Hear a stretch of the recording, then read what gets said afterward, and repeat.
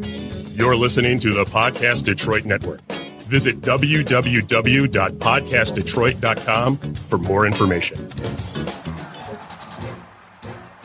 1935, the Lions win the NFL championship. The Detroit Tigers take the World Series. The Red Wings bring home Lord Stanley's Cup. Joe Louis begins his rise to world domination. This transforms the Motor City into Detroit, City of Champions. Detroit City of Champions, the podcast is floating on a cloud, love man. that intro, Jamie. I love the intro, man. It is super cool. It's so cool. It's just fun. Just floating on a cloud this week. Coming off a good high. Had fun with Drew Miller last week. It was a great show. We had fun last night. And threw a bunch of love on Facebook. That was like, it was cool that he. He was cool, man. I really like him. It was so that was fun. But we were talking about Potsy Clark and the Lions, and then the how that December 15th date and just all these things came together that one day, and just the fans going crazy and sharing all that with Drew. That was fun. But the Lions, I mean, there's a lot to the Lions. Here's the thing. This is what's so interesting. Is like where we're at with this show right now. What is this, episode 16? Right? Yep. And so we mentioned it before the episode with Drew, and I said it. One of the things that kicked off that show was that the Lions were the most the most underreported team of the entire year. Yeah, and they were really they were as important as everybody else, of course, but they were like the fulcrum. They were the team that. The Tiger, Joe Louis does his thing, which I can't wait to get into Joe Louis at some point. Joe Louis is a guy. It's going to be great. I'm excited for that. The Joe Louis, that part, yes. Yeah. We did a lot with that Joe Louis Bourbon podcast, and this is, this is going to be like an actual emphasis on that 1935, which is going to be cool. Mm-hmm.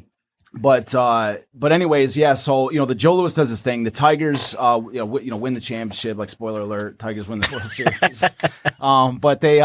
But then, and then the Lions, they come into the city and the Lions do their thing. They win their championship and it was, as we mentioned, like on the day they win their championship, the Red Wings go into first place. And so all of a sudden the focus becomes, well, now Detroit could win all three championships. And so the entire story changed from just being like a Tiger World Series to being like, Detroit can, change can do something that like no city's ever done. This incredible series of achievements. But these Iron Men and the Lions get left out because the city moved on without the Lions. They've done their thing. The anticipatory. Great, they won. Now let's talk about the Red Wings. Yeah, that's how it was. And so, but that's what's kind of ironic is here. Fast forward, what is it? 85 years later. How many years has it been? Since 1935. I mean, that many. But here we are in the future, in the modern day, and it's kind of like I feel like. We already started getting into the Red Wings a little bit, and I feel like, it's kind of the stage is set to move on to the Red Wings right now. But at the same time, I want to do a reversal. I want to go back to the Lions. That's what I'm saying. Like we started getting into the Red Wings, but there's so much more to talk about with the Lions. You know what? And so I want to do what they didn't do in 35, which is go back and say hold on a second, put on the brakes. We want to go back and talk about the Lions. We're gonna get this right this time. Yeah, that's what I'm saying. You have an infinite number of episodes to go, there's so much. You have so much to unpack. Time. You have a lot of time, so take your time and let's dig in. Man. You nailed it, man. That's what I was saying. Like I didn't want to move past the Lions too. It was such a great opportunity to have Drew on the show. So that's what I mean. It was fun. And so, but I would like to say I want to kind of put it in reverse a little bit and go. Well, back. He was available, so exactly. That's what I'm saying. Like, gotta get while the getting's good, right? Yeah. Well, yeah, but I mean, it's it was great. We got to because we actually left off the previous show talking about the transition from that Lions into the Red Wings, and so he was it was a great episode to have him. But I do like I say I want to go back and go into this because especially since I'm hoping to get a friend of mine on for the next couple shows. His name is Tom Urich. And Tom Urich has got some incredible stories to tell, and I kind of want to talk about some stuff today to kind of tee him up for when he comes on. I'm hoping we can maybe do 2 episodes with him at least. Yeah, sure. He has got some tremendous stories. I like having friends, and that's the thing about the podcast. And when Matt and I do our other podcast, the Man Cave Happy Hour, and we let's take a second right now before we go too much farther and say thanks everybody for listening to this. Oh yeah, absolutely. And if you're listening to this and you haven't subscribed as of yet, subscribe. Subscribe and leave a comment.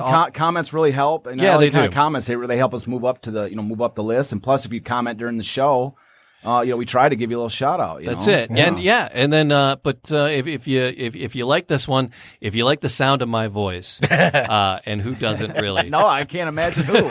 They'd be fucking crazy. There's the Man Cave Happy Hour as well that Matt and I do. But the thing is that it's all about the stories, right? And there's so many stories. Yeah. And you are so connected in the research that you did for this book. You met so many interesting people, and there were so many people that helped you and supported you as you went through it. I would love to get their stories too. There's a lot of great stories. Like there's stories I've got that are like off of the City of Champions trail. Of making the story happen, of like putting it together. Like people that just.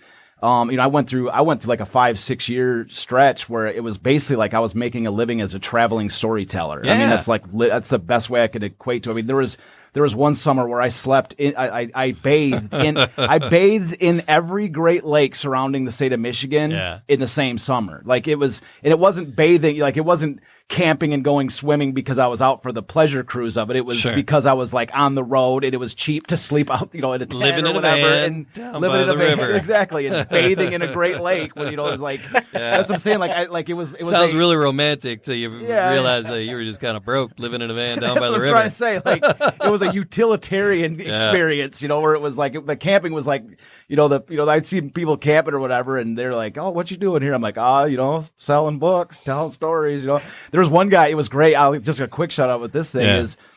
I was in Charlevoix and I was sleeping in my art tent in this really just beautiful marina down by the river, down by the lake, the river lake, enough. something like this. But I was sleeping in my art tent because it's just easy because I can drop the tent and sleep and guard my books, And so, anyways, there was a security guard. I'd come out of my tent for something or other. And some random person walking through this marina spotted me because you're not supposed to sleep in the marina, on the grass in the marina. And so, anyways, a random person spotted officer, me. I believe there's a hobo. Yeah, basically. So, anyways, I knew that they spotted me. I made eye contact with them, and they kind of gave me this look like, "What's this guy doing?" Like, in this tent or whatever at like 10 o'clock at night. So, anyways, so I knew they were like basically going to tell on me to somebody or whatever. So anyways, out of nowhere, so sure enough, a security guard came walking up, came up to me a few minutes later, and he says, "What are you doing here?" And I was like, "Man, I'm sleeping in my tent." And he's like, "Why?" I go, "Because I can't afford to get a hotel room, Yeah. And he's like, he all of a sudden his whole demeanor changes. He goes, "Man, I've been there. Man, I've been there." And he was like, he goes, "You know what I'm going to do for you?" He goes, I'm going to reach around. He goes, "I'm going to get you the code for the marina showers." Oh. He goes, because he was like, "How are you going to shower in the morning?" I go, "I was just going to jump in the in the water." Yeah, And he goes, No, man." He goes, "I got the code for the showers." Not in He's the like, "You can harbor. go use the showers." I was like, "Dude, I was like, man, you have been there because this is like it's those small things which are such a pleasure. You're like a hot shower instead of a cold dip in the lake is at that moment it's such a it means something, Yeah. And so, anyways, he also gave me a tip. He also gave me the tip, and the tip was the greatest. This is one of the greatest tips. That's I thought that was going a different direction. All right, knock on that thing. No, he gave me a future tip for down the road for myself, and I'll share the tip now. He said, you can also, if you ever find yourself in a pinch, if you're sleeping in a parking lot somewhere, a lot of people check out early out of their hotels. Oh. So like you can go in and shower in somebody's room once they look for a door that's open and then go take a shower in a hotel room that's waiting to be cleaned out by the maid. Oh my gosh. And I was like, I'm like, "Oh, thanks for the tip, bro." And then I was like, I'm not going to do that level, hopefully ever, But I'm like, that's a little sketch. Yeah, that's what I'm saying. I'm like, well, I don't want to get to that point. You know what I mean? I'd probably prefer to just, bathe in the lake if it got to that point, right? But it was just funny because he was like, man, he switched from being like an enforcer, like a law enforcement, to being like, "Bro, I've been there, man. I totally understand. Here's the code." I've got a million stories like that from the road, and it's like, we can dive into all kinds of different stuff. And that's the thing. I hope you bring in some of your friends, the people that supported you along that journey. Yeah. As you created these 3 books, Detroit, the City of Champions. Yeah, and this is a good one too. And the players. He is a die. I tell you what, if there's anybody that's more bitten by the City of Champions bug than myself, it would probably be this guy. His name is Tom Urich. It's I'm looking forward to bring. I talked to him today. I'm hoping that they'll come in. So all right. So what do we got? What are we doing today? The Iron Men, the Lions, the Iron Men of the Lions. Man, you sent me this cool picture of the first picture. They took it at Cranbrook. Yep. I live right over there. Yeah. I live in the snotty part of town. Nice. I live on the Troy side of the snotty part of town. We live in the expensive school district, but in the snotty part of town right there. Cranbrook is this beautiful art university, if I'm not mistaken, art university, and it's just if anybody that hasn't been to Cranbrook, I mean, it's they actually you can actually pay for admission and stuff, I think, to go in. Yeah, I'm not even sure. place. Yeah, you can tour the place, and it's just like the coolest place. It's all these marble architectural sculptures, the entire building. There's great. There's a small community theater. Yeah, there's it's really cool. There's an ice rink. Yeah. They rent it out to the public, and then some of the schools play. My boy played high school hockey, and they played a bunch of their games there, and some of their summer league stuff happened there. So so it's cool.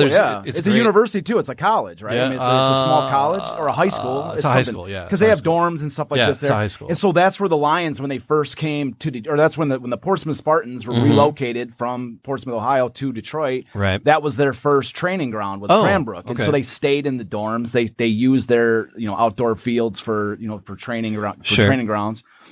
And so that's the photo that we have up on screen now. So we talk about pictures and videos throughout this episode. There might be a couple of times, if you're listening to the audio podcast, you always want to go, if it's something that's like video or visual heavy, you can find us on Facebook or YouTube and see the other things we're talking about as we had these visual representations of. It was kind of a cool picture. So they stayed at Cranbrook when they first got here and started training? Yeah, exactly. So they came to, they're basically the Lions when they first got here.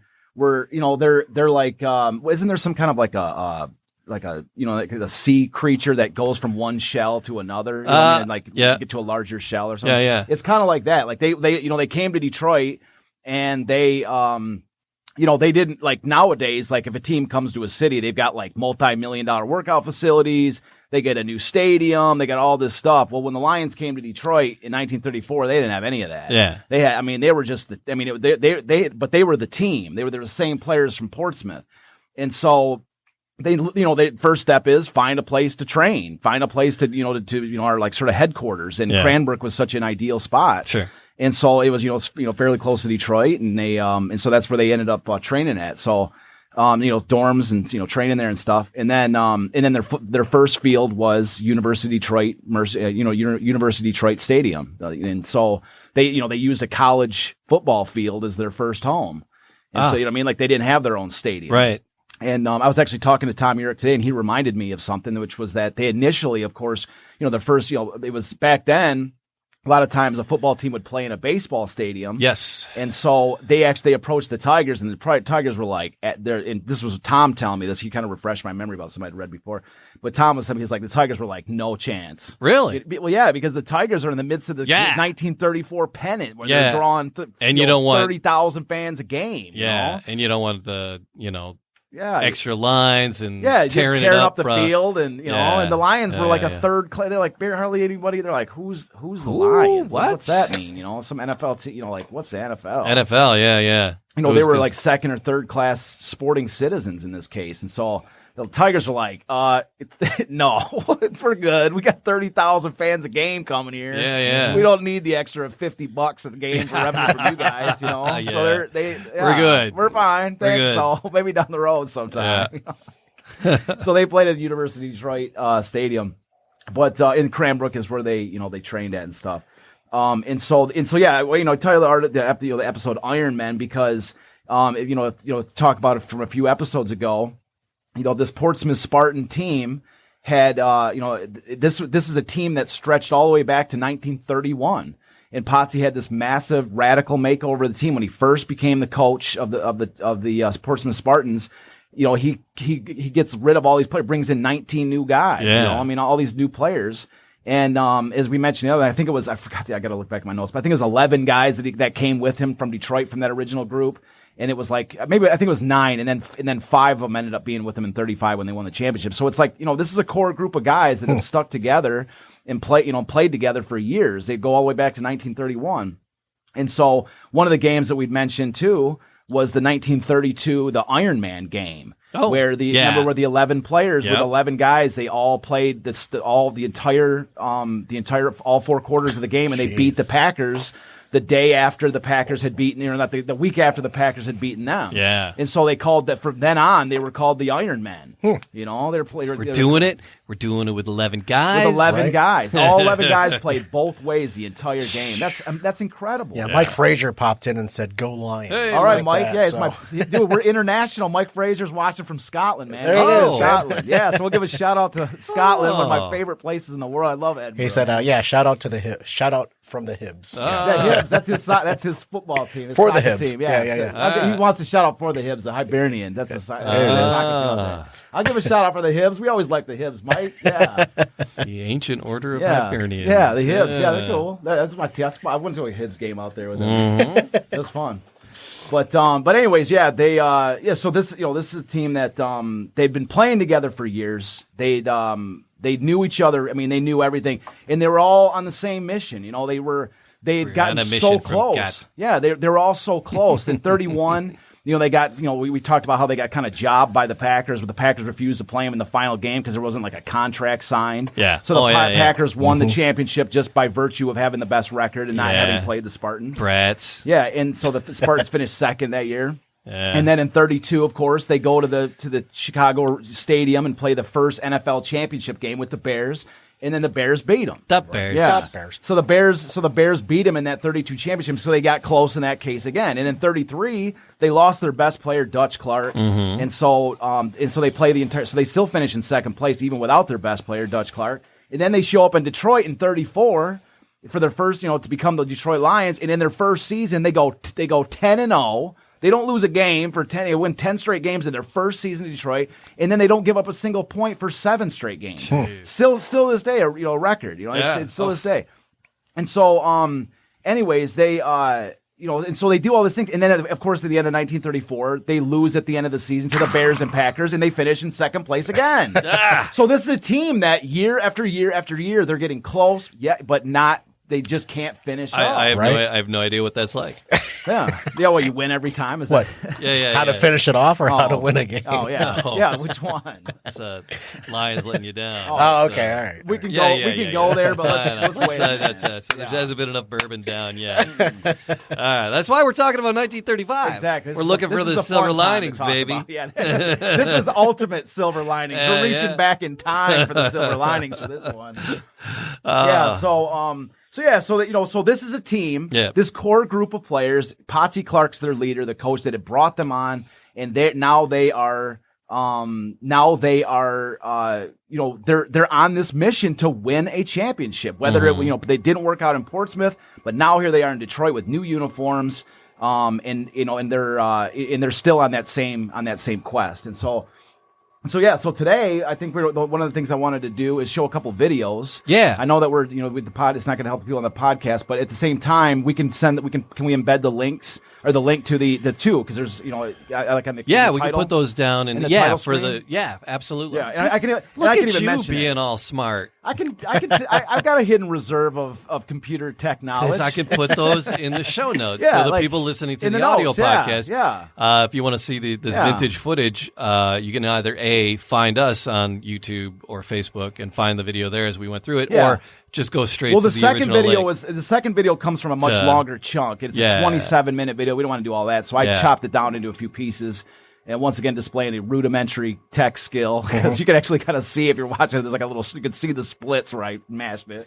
But all right, which one do you want to see? We got the 34 championship and the one you edited. Okay, so both videos come from the same YouTuber. His name his handle on YouTube is JSTube36. All right, so we want to hopefully send traffic to that guy to his thing, because these are really cool videos. And the first one we're showing it's from November 26th, this is from what is it? Hold on a second. What's the date here? What do we have the date on that thing? Is the 1930? It's from 1930. The 34? No, it is. You know what it is? It's the 1934 NFL championship. The 34 championship. Yeah. 1934 NFL championship, and this is between the Bears and the Giants. And the reason I want to show this is because these are two elite teams that the Lions would have to face. And most particularly, and by the way, the Giants, a spoiler, I guess, the Giants would beat the Bears in this game. And this is the same Bears team that beat the Lions in 1934 to basically knock them out. But what I want to highlight in this video as we watch it, it's only a minute and a half long, is just watch the awesome power of Bronko Nagurski. This is a man amongst boys. Right. And the reason I want to show Bronko Nagurski is because this is what the Lions had to overcome. Mm-hmm. And I also want, also pay attention to just the overall, the sort of the difference between the two teams. You're going to see the Giants that have like sort of an aerial attack, and the Bears are just pure power. There's not a bunch of trickery. They don't try to do too much stuff. They just literally get the ball to Bronko Nagurski and let him maul people. That's all. That's their style. This was supposed to work here. And, oh, man, after that hype, Jamie just blew it. all right, we'll get it. We got it. There it is. Now you got something there. We go. There. Jamie just got saved by that. I think. I saw a play button. Major fail. I saw the play button. It was playing. No, it was playing on my machine. It's just not. We got the big black square up on the screen there. And then where are we at? StreamYard. You know what this is called, Charles? This is called the best rehorsal ever. That's what this is called. Yes.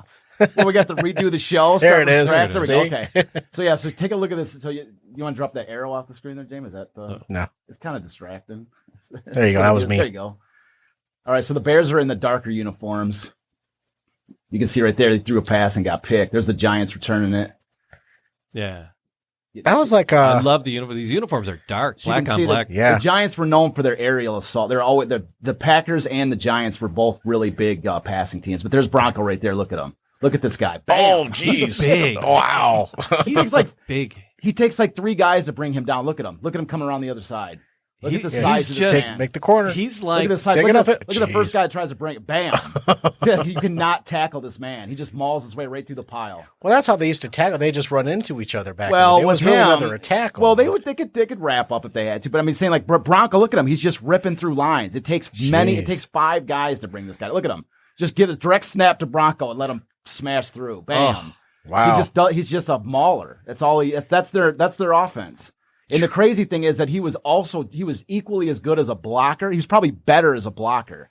They would give it to a little fast guy and let him maul people, knock him down, and then he would the quick back. Yeah, there's the Giants. So that's the Giants' aerial assault. Yeah. Wow. You see what I'm saying? They could run a little bit too, but there it is right there. Jeez. Yeah, but you can see these guys are athletes, man. A lot of times, there's an impression that these guys from the 30s are a bunch of wimps, like they're a bunch of skinny little runts. Yeah, no. But these guys are tough, man. They're tough. Oh, and the pads they wore were much less protective, if any. Yeah, when they were taking hits, they were taking. Yeah, hits. One of the things I can't wait to bring in Tom Urich because one of the interviews he's got is with the Lions trainer, and he actually makes a very solid case that that the leather helmets of back in the day were better for players' safety than the current helmets of today. Wow, really? And I'm telling you, I actually wrote about it in my 3rd book, and it's just like you just can't I'll give you just a little brief summary of the concept.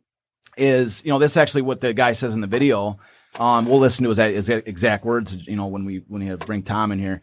But the Lions trainers, and they say, well, what's the difference between the game today and the game back then? And he says, well, the equipment the equipment on the players is different, of course. And he says, but I don't mean it the same way you mean it. He's like, I think you look at it as like, oh, we were inferior because of our leather helmets, and it's like, but actually, I think it was better for players back then because think about it. If you're playing a football, which is a collision sport, and you have a what's better to get hit by? What's better to get hit by? A soft shell, a leather helmet with like sort of a hard leather shell with a soft padding in the middle of it, or a plastic helmet. A solid plastic helmet with a steel face mask. Yeah. What's better for the opposing player to get hit by? Right. You know what I mean? You see what I'm saying? Like you're wearing like a torpedo on your head. Sure. You're wearing like a knight suit of armor basically with that helmet. And so what it also does for the player that's wearing the helmet is that it gives them a false sense of security that they can just dive into a pile because their face isn't going to get mangled. Right. But so you're leading with your head, you're leading with your face in some cases. But back in the day, if you didn't have a face mask, it prevented you from leading like with, it's your natural governor switch to keep your face from getting mangled. Yeah. So you would turn your face when you made the tackle, so you wouldn't have these just raucous smash mouth collisions. Yeah. It would be like, more wrapping up to avoid your face getting caved in. So what do we have now? Unnecessary roughness, 15 yards. Now they have to legislate everything in the game. They have to say, oh, you can't do this, you can't do that. Back then, they had 27-man rosters, and it was roughneck, man. I mean, they're dragging people down by the necks. So I mean, but that's what I'm saying. Like, so at the very least, it's a interesting, argument. It's an interesting debate to have. Yeah. I've actually had the debate with modern day fans, and they get actually kind of pretty upset. They're like, people get mad about it. They're like, well, how dare you think that the bass is better than today? And you're like, dude, it's an argument. We're trying to make a conversation here. But at the very least, it is a potential, like all these concussions in the NFL today. What if the answer to that question is to go back and, go back to the past and wear leather helmets? I mean, what if that, you know what I mean? Like, what if that was the answer to that question? That would be beautiful. I mean, how amazing would that be? Oh my gosh. But the evolution of the helmet, just one last little point on it, the evolution of the football helmet, you can actually see it when you're like reading the history of all these different, NFL teams or whatever. You can see it like in 36, 37, you start to see players wearing these small little plastic, face mask bars. Yeah. Just it was plastic. And they, they're no doubt wearing it because maybe they got their nose broken in a game. And so now they're wearing this plastic bar to protect their face. But now when they're wearing this plastic bar, they're breaking other people's face. Yeah. Right. And so now they got to wear a bar to protect their face from the other bar. And as you can see the evolution, it didn't necessarily evolve. I mean, they played without face masks for 30 years. I mean, there's a guy we're going to see in the next video. There's a guy named Bill Hewitt. He didn't wear a helmet at all. He didn't wear it. You'll see him. He's all over the field. He's a Hall of Famer. He's a friggin' Hall of Famer. That's a man's man. Yeah, he didn't wear a helmet at all. And that's what I'm saying. Like these guys, a lot of times we look with our modern day eyes. Yeah. And when we look at the past, we see like, oh my God, look at that primitive equipment. Right. Look at how primitive that stuff is. Yeah. But maybe it wasn't primitive. Maybe they had it right. Maybe we fixed something that was never broke. Mm-hmm. Maybe the evolution that the game took with wearing face masks and all this stuff wasn't necessarily the right trajectory. Like it went on, it wasn't an evolution at all. It was just the way that it went. It wasn't necessarily the way that it should have stayed, I guess. And so interesting. It's something to think about. And like I say, when Tom comes in, we'll dive even deeper to that conversation. Thanks for that. Yeah, so every once in a while my tangents will pay off a little bit. Look it up on a tangent every once in a while, I'll get a little gem of something to think about. But these they were Iron Man. It was just this is Iron Man. They're called the Iron Man. That's rockets. their nicknames. Yeah, like they're not like, oh, he had an Iron Man game. No, like they are the Iron Man. Yeah. Come on, That's the same 11 guys every play for a game quarters. and beat the Packers, Right. who were the defending NFL champions at that point. That's crazy. So that's the team that we're talking about. So anyway, that's why that video was good because it showed, and I hope I narrated well enough for the viewer, for the podcasters. Sure. I think that was pretty good. It was my first little sports casting moment. I was kind of digging it. Play-by-play by Charles it. Avison. Yeah, so the next video we're going to tee up, this is a little bit longer. This is a 6-minute video. Okay. But this is a great little, this comes from 1936. Which is obviously the year after the Lions, again, spoiler alert, they won their first championship. And so this is after that season. So this is basically the same team. Most of these guys are the same guys. And the reason I want to show this is because they're actually playing the Bears in this 1936 game. The date, and again, this comes from JS Tube 36. The full video, go look at his thing. It's an awesome 26-minute video. But I basically spliced together like a 6-minute. So they're 3 of my favorite, basically a total of 6 minutes clips. And so this game comes from, so that to find it, if you can't, in case we don't embed it right, it's November 26th, 1936, Bears versus Lions. The Lions would end up winning this game 13-7. All right. Jamie, before you start it, Yeah. actually, your friend Mr. Mike Frazier actually did comment. And he had the same thought that I did from watching that first video. It looked a lot like rugby, the way they were tossing the ball around. Yeah. And even Mike was like, hashtag rugby, dude. Yeah, a little bit. I think there's a clip on this thing too where you're going to see a little bit more rugby on this. I think you're going to see another one of those things too, because it was a regular thing for them to lateral the ball and pitch it in a play. Like they'd get an interception and they'd try to keep the play going as long as possible. Yeah. So, all right, so I'm going to roll this. Yeah, go for it. Yeah, so they're right there. There's the flag right there. So we see the flag hanging from the banner. You'll see it unfurl there in a second.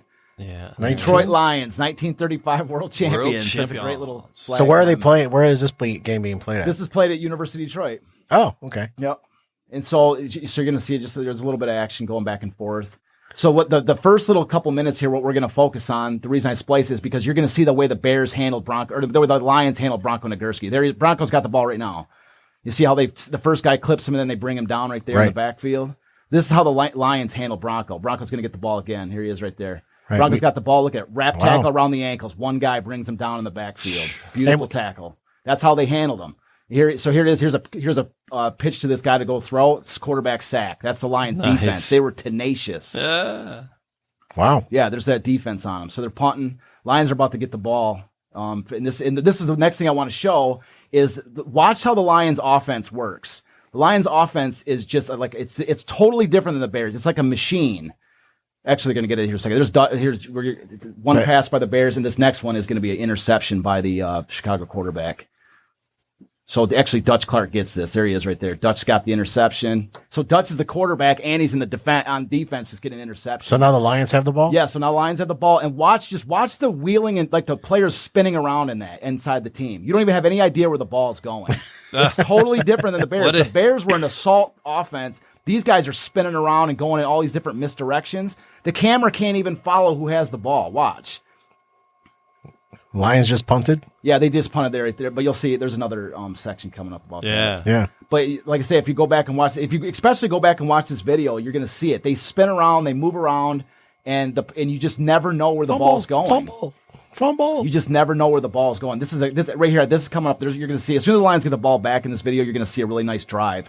The Lions are going to drive all the way down the field, and you're going to pay particular attention to the back play. Yeah. To the way the backs spin around. The way the backs spin around, you're going to see guys coming from all over the different directions. Really, the two guys to really pay attention to are number 1 and number 7. There's 7 right there. Dutch Clark getting about a 5-yard gain.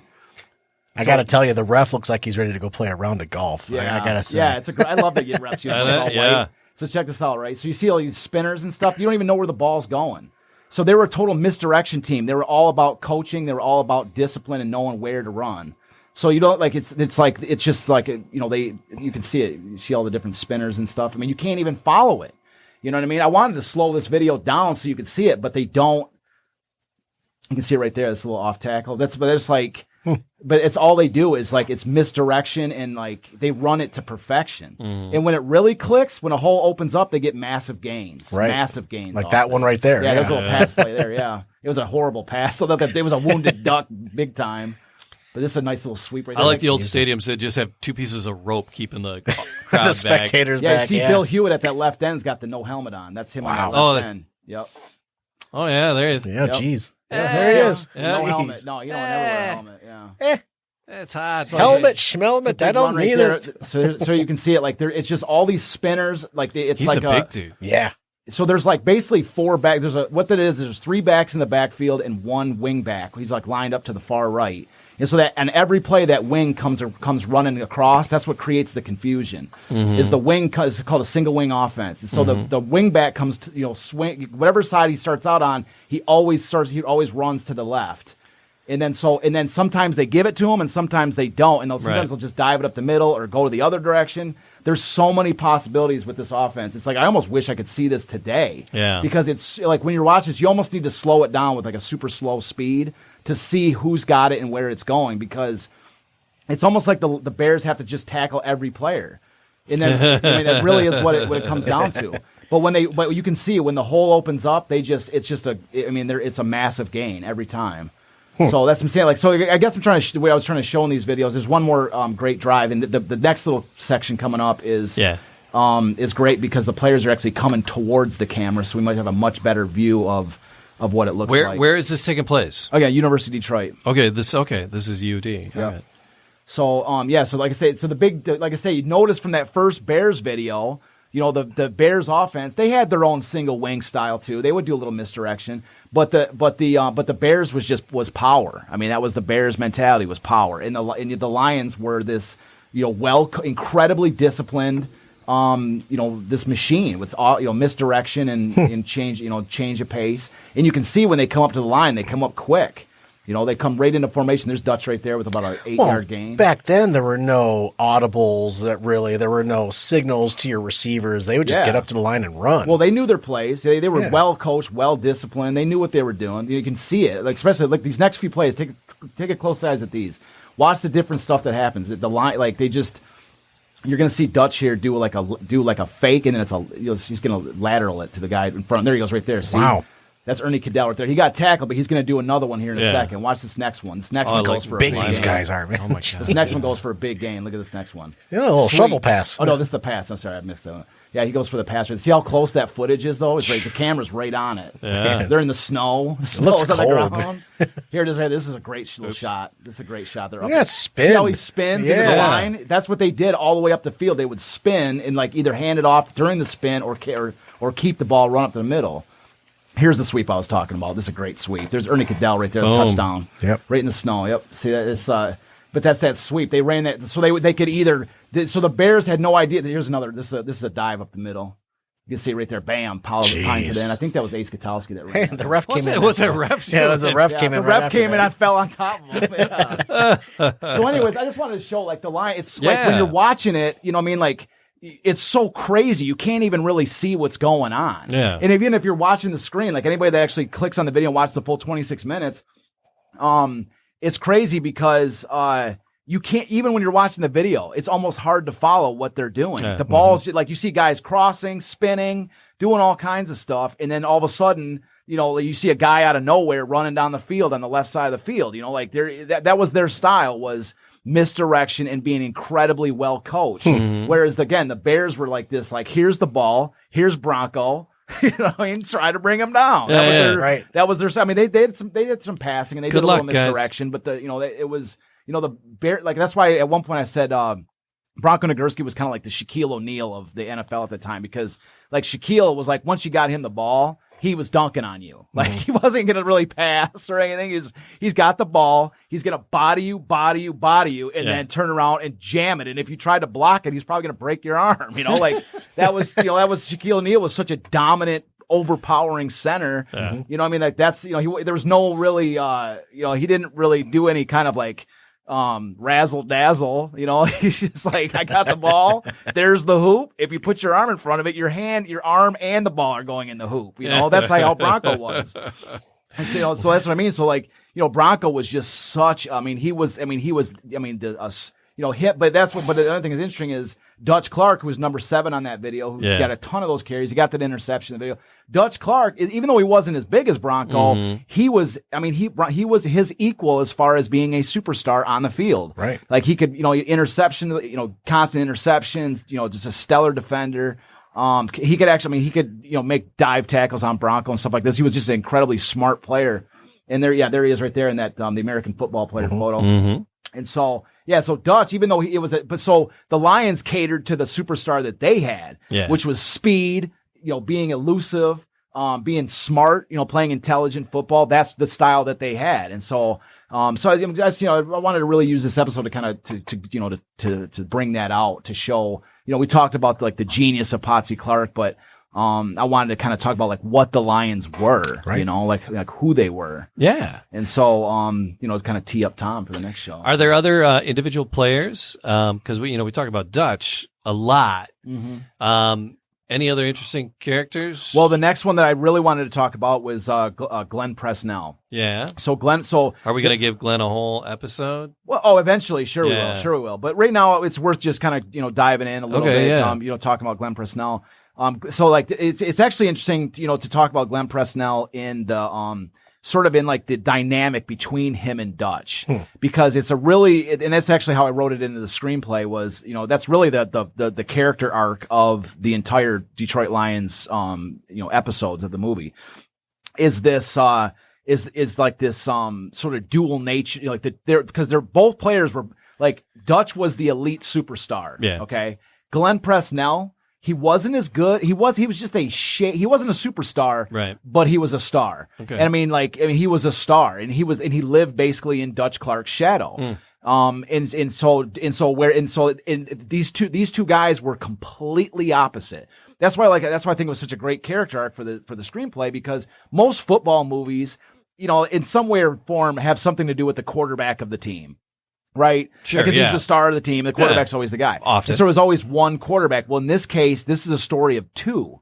This is two quarterbacks, and because they both played extensively. I mean, they both were, because Potsy, they all played both ways, but sometimes Glenn Presnell would be a lot of times they actually start Glenn Presnell, and then Dutch and Potsy would get a chance to evaluate what the other team was doing, and then when they bring Dutch in, now all of a sudden Dutch is like field general, like exploiting all the they don't have those weaknesses. the iPads with the instant replay and no, 8 different views and checking it out. Well, so they need to be there watching it. Exactly. And so from the sideline. That's kind of what it was. And so they knew that Glenn Presnell would, get them off to a great start. Yeah. And then when they brought in Dutch, then it would be, game changer. Right. And then they would still use Glenn Presnell. They would still get him in the field, as a halfback or as a, because you could have some substitutions. They didn't have to play Iron Man every game, but there was limited substitutions. Yeah. But anyway, so it's interesting to talk about really to talk about the dynamics of this team is the first thing to even begin talking about to understand it is the differences between these two guys is Dutch Clark and Glenn Presnell. So number one, you got Dutch as a superstar and Glenn Presnell is the star, just an equally awesome player. So Kobe and Shaq. Yes. I suppose that's a fair analogy. Sure. But a little bit different. It is a little bit, I guess, like that because Kobe was kind of in Shaq's shadow a little bit. Yeah. But I could see, that's a good analogy, Matt. I like that. Yeah. So like a Kobe and Shaq. But so the differences between these two players as far as is the thing is that Dutch was like a reluctant superstar. Like he just liked to play football. He didn't really necessarily like the adulation that came with it. He didn't like being the marketing guy where they marketed him as the Ty Cobb of football and all this. And so he was his interest in football was just playing the game. Like he just loved the game. And so, and then whereas, Presnell, living in the shadow of Dutch was something like there was an interview with him, a few years ago. It was not a few years. It was like 9 years ago because he was still alive. He was at one point, he was the oldest living NFL player. He was like 90 something. And I forgot who exactly the interviewer was, but it was for the Free Press. And it was an interview. You can Google it. It's an interview with the, oldest living player, Glenn Presnell. And even in there, he was talking about Dutch Clark in there. He didn't say Dutch got all the attention and I didn't get it. He didn't say it like that, but you could see that he was I was better at kicking field goals. I was better at, passing. I was better at, he was comparing himself to Dutch, 80 years later or whatever. He was still talking about how, I could do this and Dutch couldn't even do that. I could, he could kick an extra point, but I could drill a 54-yard field goal, which is what he did. He set the all-time NFL record that lasted until 1960. So anyways, so like I say, so you have these two guys that are, one guy is no matter what he wants, he's going to be in the limelight. And then the other guy basically wants to be in the limelight. He wants the attention that he's due. And then in a little background into the development of that relationship is that, as we mentioned, in 1933, which was the Spartans' last year in Portsmouth, Dutch Clark wasn't with the team. He got a job coach. He retired and he took a coaching job in Colorado. And so while Dutch was gone, Glenn Presnell became the guy on the team. And Glenn Presnell led the league in scoring. The team finished in second place without Dutch, but still, Glenn Presnell was the man. Mm-hmm. And in 1933, the team was basically about to fracture and break up because they weren't getting paid in Portsmouth. And it was Presnell was one of these guys that, alongside Potsy Clark, right, that was nah, fellas, we're going to stick it out with Potsy, we're going to finish this season. We're going to win this, we're playing for we're the Spartans. We're not breaking up. We're going to play this game even without money, he was with Potsy, the glue that kept his team together. And so when the team moved to Detroit in 1934, the only reason Dutch came back, not the only reason, because he loved playing football, of course, but it was because the Lions, paid him a ton of money to come out of retirement. They made him, if he wasn't the highest paid player in the NFL at that point, he was one of the highest paid. And so they in essence, they lured Dutch out of retirement with money. And so you can kind of imagine, and this is a little bit of this is where we start to get in a little speculation. Yeah. But if you were somebody that was living in Dutch Clark's shadow for 3 years, okay, And then now all of a sudden you become the man. You're the leader of the team. You kept the team together. You were part of and he actually Glenn Presnell was one of the guys that picked the colors for the Lions uniforms. Like that's how interwoven with this franchise he is. Like he was literally like in George Richard's office and was one of the guys that picked these, jersey colors. Wow. And so, that's how interwoven he is. And then Dutch comes back and all of a sudden, oh, Dutch is back. Oh my God, Dutch is back. And everything changes. Now Dutch is back. Glenn Presnell, thank God. All we had was Glenn Presnell. All right, Glenn, go get us some coffee. Yeah, hey Glenn, you can go down a Starbucks run, Glenn. So you can see that. You know what I mean? Like Tim Hortons. Yeah. So the speculation, like it is a little bit of speculation. Yeah. But at the same time, you can imagine how a guy that that was like, where's the credit that I should get, that I'm deserved in this situation or whatever. And so that's the situation. So it became a recurring theme. Dutch Clark retires at the end of 1932. Dutch Clark retires at the end of 1934. Dutch Clark retires at the end of 1935. Hey Dutch, how about you make up your mind? Well, he retired and then they gave him a ton of money and comes back, and so you can see, Glenn Presnell's like, I'm not retiring. I got another analogy. I got another analogy for him. Oh, what do you got? He's like the Brett Favre of the 19. Yeah, you can see that.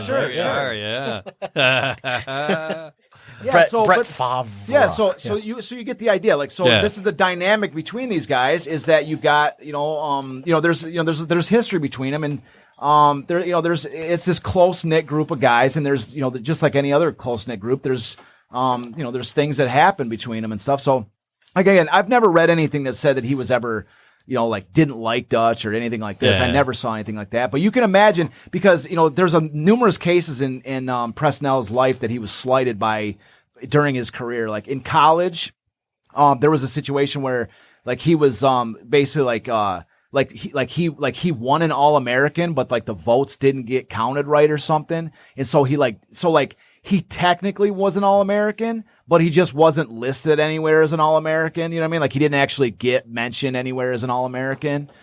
So he was like in college. So back in the day, like, being an All-American was like everything. If you're an All-American, that was like, you're like a Hall of, that's the biggest thing you can get. So he was like kind of technically an All-American, but not exactly, like that. So he got kind of slighted in college. And then his first pro is like basically a semi-pro team, which is in Ironton. Which is over? It's sort of in near Portsmouth. I like that name, Ironton. Yeah. And so he's the quarterback for the Ironton Tanks, which is like this, which is this like legendary. Like in their day, they were a semi-pro team. They weren't even like fully pro. I want that T-shirt. Yeah, they were never. Oh, the Iron. Yeah, that's a great team name. But they, anyways, they weren't even part of the NFL, and they played. I think it was the New York Giants because they played. The Ironton Tanks played several different NFL teams, and I think I got to take another look in the book, but I think it was the New York Giants that the Ironton Tanks beat, and Glenn Presnell was the quarterback of that team, and that's what really caught Potsy Clark's attention. And they brought him from Ironton to Portsmouth. Oh, their jerseys. And so I'm just saying, like, there's like situations where he's always like, why is he on a semi-pro team and not in the NFL? Right. Why didn't he get a jet? Like, why did no other NFL team called him after these? He beats the Giants. There was another game where he hung with his team hung with the Bears, and he's still not getting an NFL job. And it's like, speaking of attention, Charles, Charlotte actually commented for you, and she actually sent you a message. She said, that's my mom. Yeah, I love you, Charles. That's my mom. Yeah, there's some attention for you. How you doing, Mom? Thank you. It's always good. She's a number one fan, I think. Yeah. We got a couple of number one fans. We got some good number one fans. We got some, it's tough to say one person or another, but my mom would probably make a pretty good case for that, But anyways, like I say, so you got these two guys that's the dynamic is you got, it's where it's, Glenn Presnell, you could imagine that there's a guy that would feel, somewhat unappreciated for how good he was. And he was a great player. And that's why the sort of the discussion of who these players were and who the team was sort of begins with that. So yeah, I just there's the Ironton Tanks jersey. Wow, check Look that at out. That thing, dude. That is so sweet. That's gonna be up on Wearing Funny. That's awesome. Soon. Yeah, in case you can't see it if you're on the podcast, it's a red jersey with a tan T in the middle. Yeah, that's cool. And it's got the little tan strips. And their other one just says Tanks. Yeah, that is so. No, that's such a great name, the Tanks. Like, where's the? How come nobody uses that nickname? Oh my God! Yeah, that's a great. Everybody's fighting for the Redskins or the Indians. Yeah, the and Tanks. That's sweet. Like dump the racial things and give me the Tanks. Why not fish back into NFL history a little bit and bring back some of these old team names, man. No, there's another team that was cool called the Steamrollers, which is like a cool name, That's called the Steelers now. Yeah. So. Or the Yellow Jackets, which is kind of a cool name. The Yellow Jackets, stuff like that. Those are old NFL teams. That's what I'm saying. Like, why not bring some of those names back? Those are kind of cool. So we were talking about the Lions coming from Ohio, and starting out as the Spartans, Portsmouth Spartans. Yeah.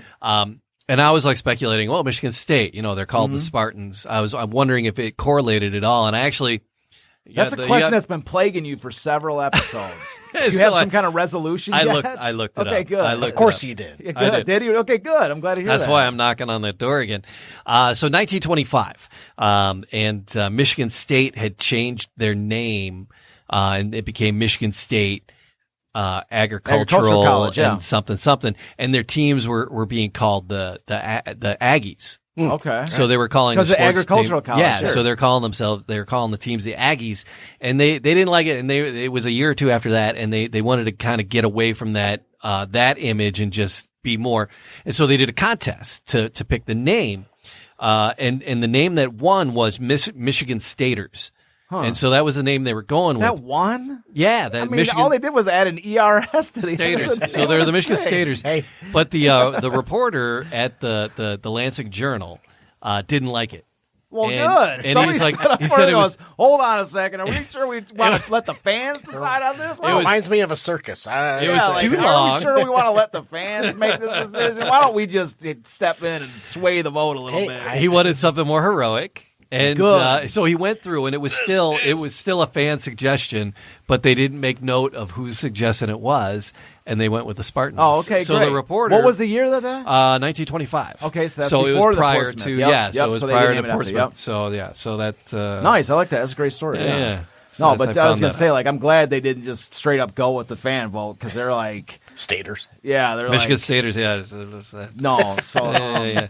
You see all the girls with that tattooed around their foot. Yeah, you see a lot of girls with the just going to say ERS Spartans tattooed on their feet. I think there's like 3 women I teach with that have like Spartan tattoos. Yeah, like I say, sometimes you just it might seem like a good idea, like the fan vote or whatever. But I'm glad somebody stepped in and goes, no, hold on a second. Let's pump the brakes on this one real quick because the fans, maybe they don't. Okay, maybe they're cut. They might be having a joke with us or something, man. Because that's I like the name. So yeah, that was a solid choice. But so we know. So now we know that it answers the question that has been vexing you for several weeks now.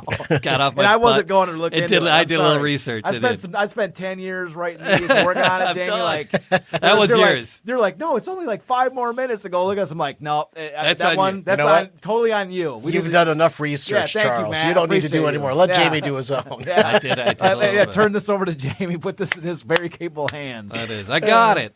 Yeah. All right, so we want to thank everybody for hanging out with us again. If you haven't subscribed, please subscribe. Leave a comment wherever you're listening, either YouTube or Facebook or whatever podcast downloading site you're we're connected everywhere, with us. So you can listen to us or watch us anywhere. So thank you, Charles. Thanks for all the amazing stories. Yeah, I amazing love being here, man. information. This is fun. I look forward to it. I actually have it on my schedule now. It's literally scheduled. There's not even perfect. It's like going to church, man. Matt, thanks for pushing our buttons all the time and getting us all the help from the booth back there, man. Yeah, Matt runs a tight ship back there, it's a pleasure, fellas. Thank you for having me here. Yeah. All right, we're going to do it again next week. It's Detroit City of Champions, the podcast.